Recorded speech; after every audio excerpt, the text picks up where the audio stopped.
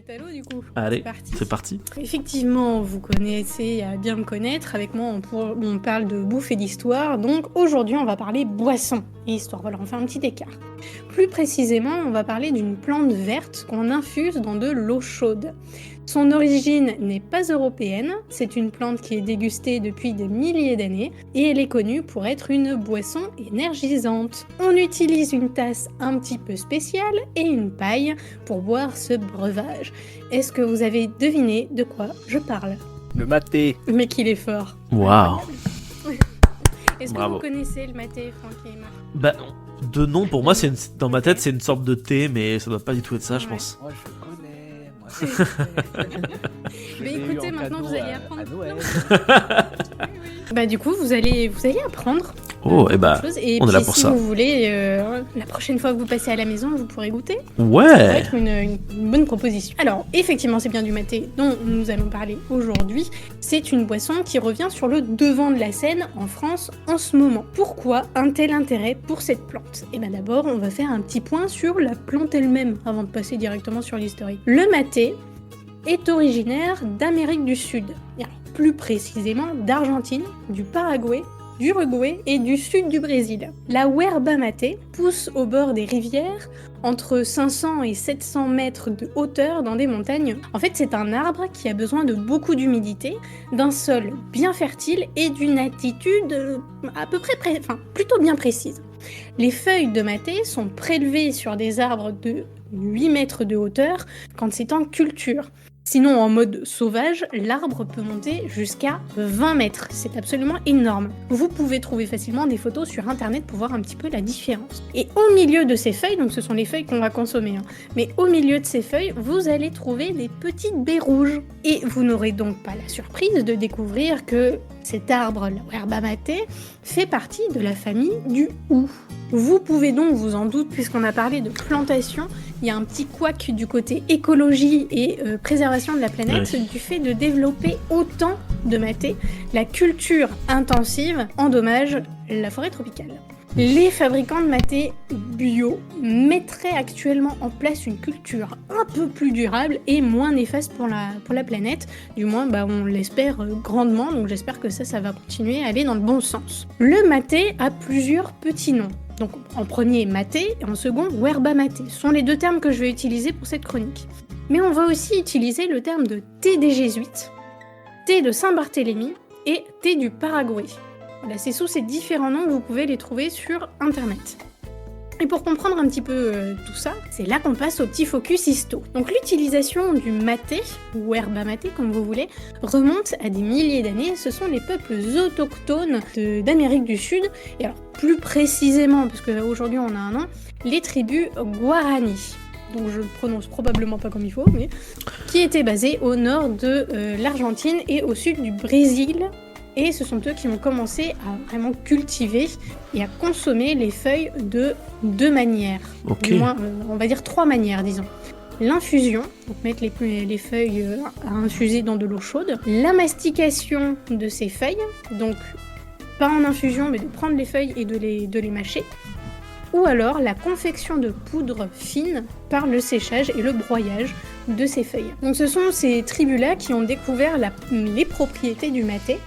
Donc le maté chasse la fatigue, donc c'est un stimulant.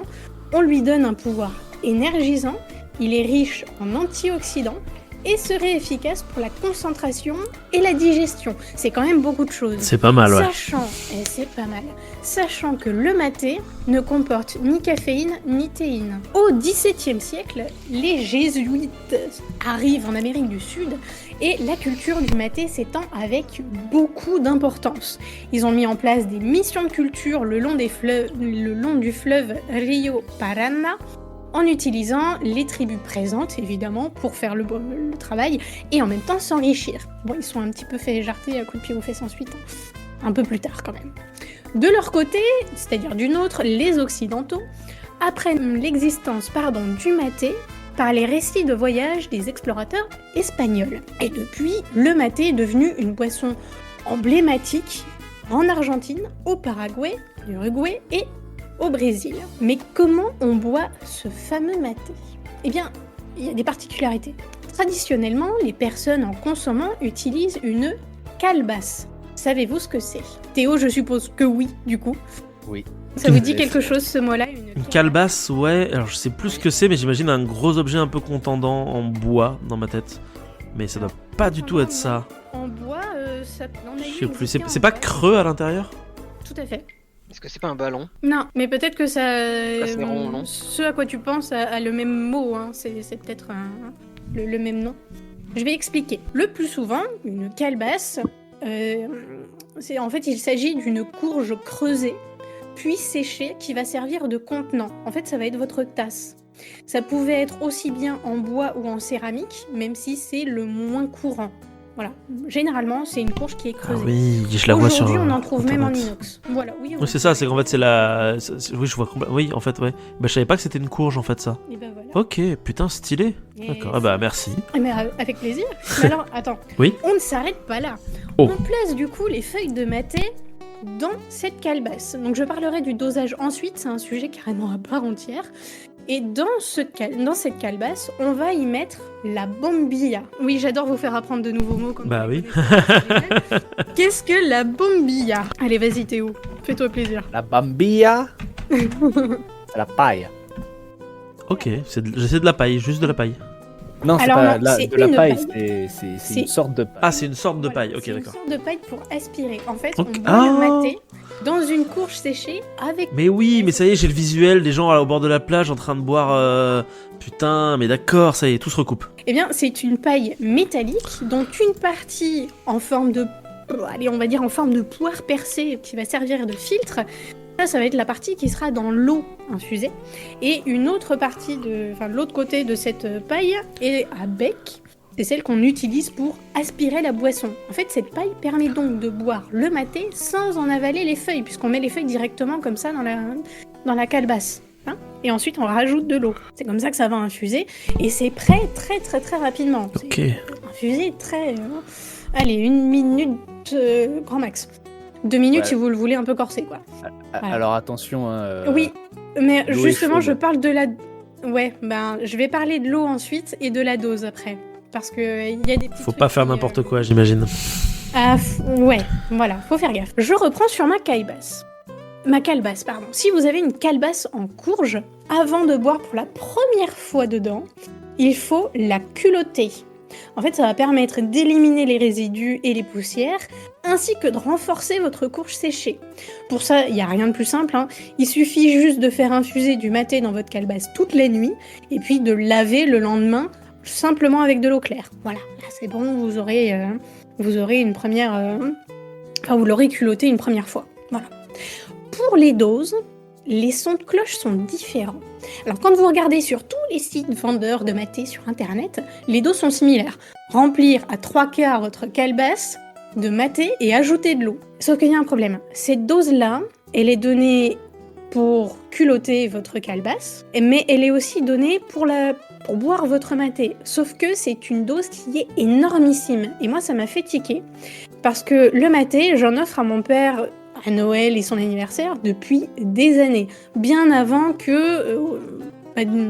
vu que là, maintenant, on nous parle énormément du maté, je le faisais déjà avant. Et les doses qui avaient écrit sur les paquets n'étaient absolument pas ça. Et je crois même que les paquets étaient écrits en espagnol, parce que je les commandais d'Argentine ou du Brésil.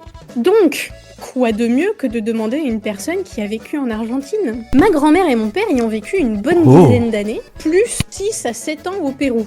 Là, on n'est peut-être pas clairement dans de l'objectif, on est plus dans du subjectif, hein, dans cette partie de chronique, je préfère préciser.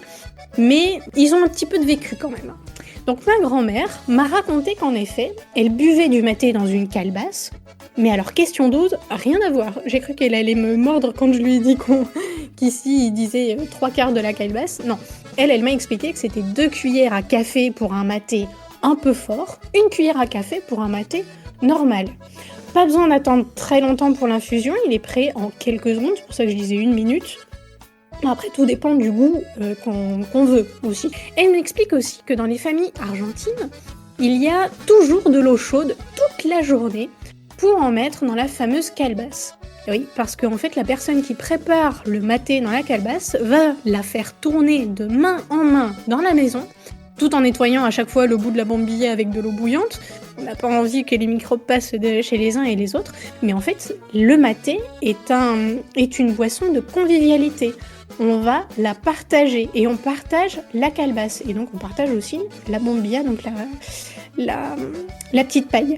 Et si un enfant veut en boire, il peut en boire. En fait, ma grand-mère, elle a même vu des bébés en boire. Et mon père m'a raconté que quand il était enfant à cette époque-là, on est dans la fin des années 60, ses camarades de jeu et à l'école buvaient aussi du maté. Donc, les Argentins peuvent boire ça toute la journée. Que ça soit chez eux, au bureau, dans la rue, c'est une boisson qui est très popularisée. Je me souviens que quand j'étais enfant, mon père me racontait qu'il y avait les camionneurs buvaient toute la journée leur maté.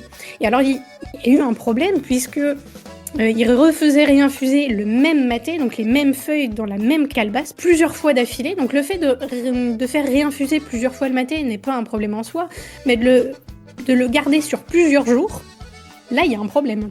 En fait, il faut changer votre maté tous les jours, puisque sinon, il va y avoir de la moisissure qui va se développer, et donc ça va causer pas mal de problèmes médicaux. Donc aujourd'hui, ils font bien attention à changer leurs feuilles de maté tous les jours et à bien nettoyer leur bombilla. Concernant la commercialisation actuelle, maintenant que vous savez que ce fameux maté qu'on vous offre, alors que ce soit à Noël, au Nouvel An, en anniversaire, comme je le faisais avec mon père du coup, ou alors comme cadeau de début d'année de la part de votre boss, ne sait-on jamais, le maté, vous le savez maintenant, était à l'origine une boisson de cérémonie, de rituel, quand je vous parlais des tribus au départ, qui est devenue une véritable tradition.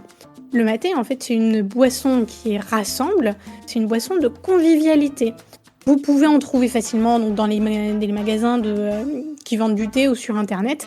Les feuilles viennent, sachez-le, principalement du Brésil et d'Argentine, et on en trouve quand même beaucoup de bio. Voilà. Donc c'est terminé pour moi concernant cette petite chronique sur le maté. J'espère qu'elle vous a plu et que vous avez appris des choses. Mais par contre, je sais pas toi, Marc, mais je serais curieuse de savoir si les abonnés boivent du maté. Il faudra qu'ils répondent en commentaire de tout ça. Du coup, dites dans les commentaires si vous buvez du maté ou si, comme Franck et moi-même, vous ne saviez pas vraiment ce que c'était qu'une calebasse. Soit dit en passant, j'en profite pour te... Oui. J'ai oublié de dire un truc. Vas-y. Donc je vous ai dit pour la dose, c'est pas. Vous pouvez essayer le 3/4 de maté dans votre calebasse, mais c'est immonde. Voilà, je l'ai goûté avec mon cousin à Noël, c'était dégueulasse. Je confirme. J'ai pas trop aimé. Pour les initiés. Non mais même pas, non, c'est beaucoup trop. Quand j'en ai parlé à mon père, et mon père a l'habitude de boire du maté, et il m'a dit non, c'est pas possible, c'est imbuvable. Non, c'est vraiment beaucoup moins. Je sais pas, ils se sont trompés dans les doses, j'en sais rien, mais c'est vraiment beaucoup moins. Vous pouvez faire ça pour culotter votre calebasse, mais voilà. Et par contre, l'eau à utiliser pour le maté, c'est pas une eau bouillante ce qu'il faut, c'est pas une eau à 100 degrés ni même à 90.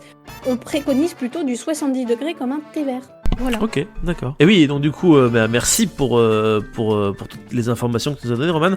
Et j'en profite pour faire un petit aparté, puisque tu as parlé des Tupi Guarana. Sachez que il existe une chronique, je dis ça à nos chroniqueurs, mais aussi à nos auditeurs qui nous écoutent, qui a été faite par Nicolas, justement sur les tribus Tupi au XVIe siècle et le rapport qu'ils entretiennent entre eux, mais surtout aussi avec les Occidentaux, en particulier la France. Donc n'hésitez pas à aller y faire un tour. Vous verrez que les Tupis font autre chose que de consommer du maté, puisqu'ils consomment aussi de délicieux ragoûts humains. Voilà. Je m'attendais à des feuilles de coca, mais on est sur de l'anthropophagie, tout à fait ritualisé. Voilà, bref. Si ce petit instant passé en notre compagnie vous a plu et que vous avez envie d'en passer d'autres avec nous, n'hésitez pas à vous abonner, mettre un petit pouce bleu, partager la vidéo ou encore nous suivre sur les réseaux sociaux. Sachez que vous pouvez aussi écouter cet épisode dans son entièreté et pour cela vous n'avez qu'à vous rendre dans la description de la vidéo. Je vous dis à très bientôt pour à nouveau écouter un petit peu de tout et surtout un petit peu de rien.